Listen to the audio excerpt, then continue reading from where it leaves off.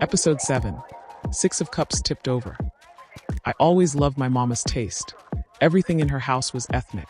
From the paintings on the wall to the statues that lined every mantle in her living room.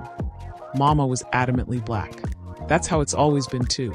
Mama said from the time my twin and I were conceived. She knew she was having special babies, being that our father was a son of Shango. Daddy was 19 fucking around with my fast-ass 15-year-old mama, who by then had been fucking since she was 10 years old, or so she says. Mama told us how she went to the Babalawo and was met with a surprise when he told her, "On by Ibeji," which meant she gives birth to twins.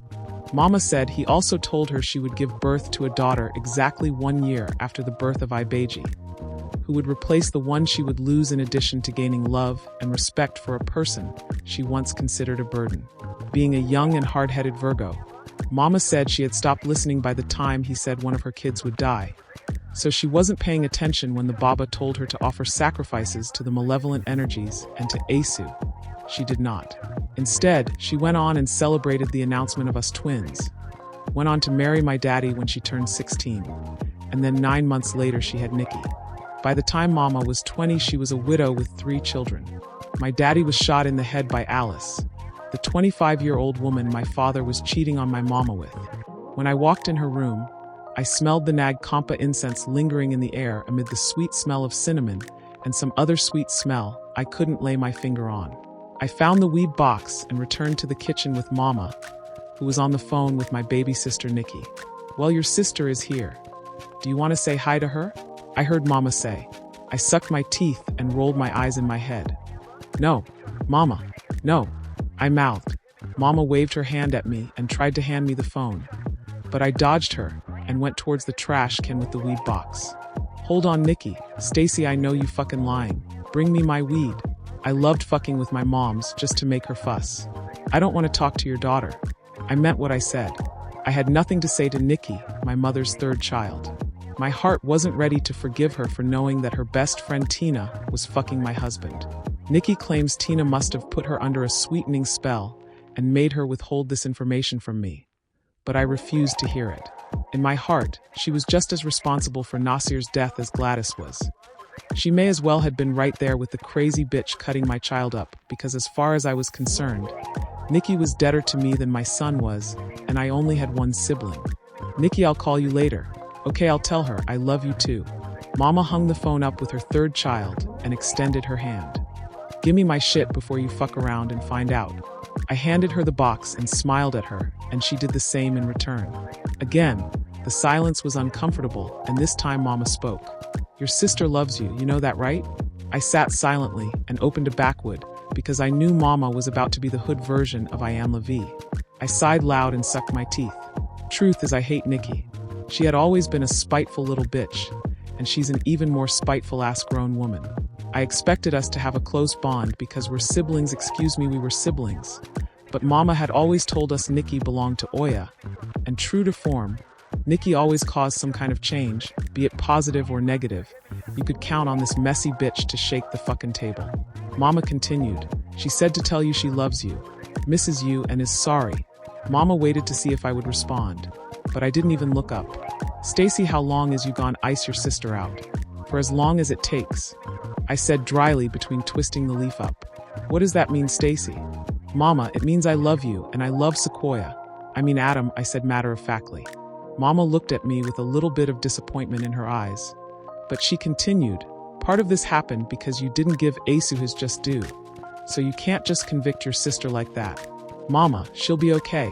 And what does my shit have to do with your 3rd child?" I waited, then quickly said, "Exactly nothing. Nicki doesn't care about nobody but her own fucking self. All of the bridges this bitch done burned. All of the people she done did wrong or just did shit to, and I'm supposed to believe her when she says she's sorry." I felt my anger rise, and I couldn't stop myself this time. She knew Tina was fucking my husband. She fucking introduced them behind my back on some payback shit, because she claimed she was talking to Marlo on the low first. Mama shuffled her tarot cards and said, "Well, Stacey, you know that is true. But you knew Marlo was going with your sister first," she said, lifted her left eyebrow, and looked at me as if to dare me to deny it. "Yeah, Nicki was fucking Marlo first. She met him a month before he met me. But he didn't know we were sisters, and he said he was only fucking Nicki because she would let him drive her car. I made Marlo chase me and wouldn't give him any pussy, so I guess he needed to release that sexual energy somewhere, so he would still get a nut off with Nicki. Somehow we didn't know we were messing with the same dude until I invited him over one day while Mama was gone out of town. When he got there, Nicki was on the porch, looking surprised that Marlo had pulled up. Before she could get up and go to his car, I came outside, darted past her, and got in Marlo's car and we pulled off. When I got back, Nicki had destroyed my room, and in response, I beat her ass. When Mama came home, she tried to smooth shit over, but I knew from that point on I couldn't really fuck with Nicki. And I was right in my thoughts, because just as soon as I let my guard down and let her get close to me on some "she's my sister" shit, she went behind my back and hooked Marlo up with Tina. So fuck Nicki. Mama, why you always gotta bring that shit up? She knew Marlo didn't want her. He even told her she was his trusty fat chick who came through when nobody else could. And you're cool with repeating that? Mama said. Mama, it's the truth.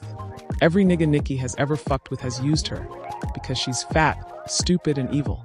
Everything she goes through, she caused it. I'm positive of it, I said with conviction. Mama sighed because she knew it was true. She said she never understood why Nicki's self-worth was so low, but Mama often forgot the mistakes she made constantly in front of us. Well, Stacey, you can't stay mad at your sister forever. I know she didn't just say that to me. Now we were gonna have a conversation, and this time Mama was gonna talk. A word, Mama, for real? I can't stay mad at her forever. Why? Because she's my sister? Yes, Stacey, because she is your sister. You'll need each other. I lit the backwood and inhaled, then exhaled the smoke and said, then that means you need to talk to your sister, right? I said and bucked my eyes at Mama. She stopped shuffling her tarot cards and set them down. I don't want to talk about her, and you know why? Mama picked up her cards and began shuffling them again. I need to prepare for my clients, so stay or go. But I need to cleanse my aura before they come. I'll stay here and smoke your weed, I said, grabbed her box, ran towards the living room, and sat in the front of Mama's altar she set up for Dad.